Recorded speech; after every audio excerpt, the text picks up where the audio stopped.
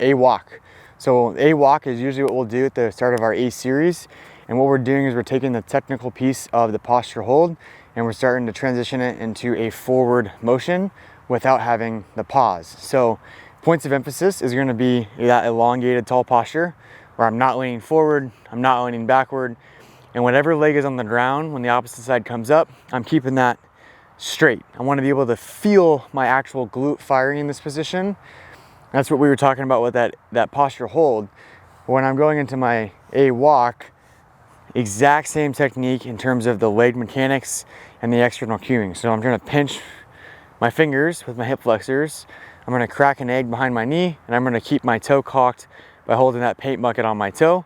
And then as I move forward, I'm going to think about my foot coming straight down under my hip, and my legs are going to be cycling like a piston, coming straight down under my hips. And I'm not covering a lot of ground when I'm doing this because my feet are going to be coming down under my hip.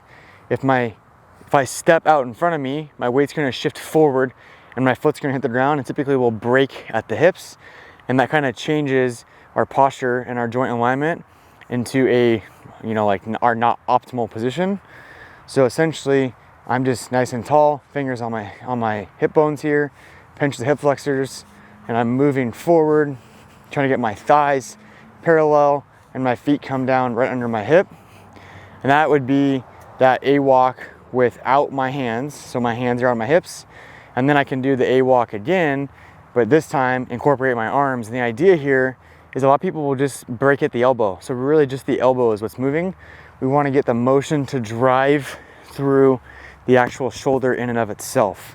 So when you're doing the A walk, you're trying to get the shoulders to be what's moving, and then that leg action is staying the same in terms of crack the egg, hold the paint bucket, pinch the front of the hip, right?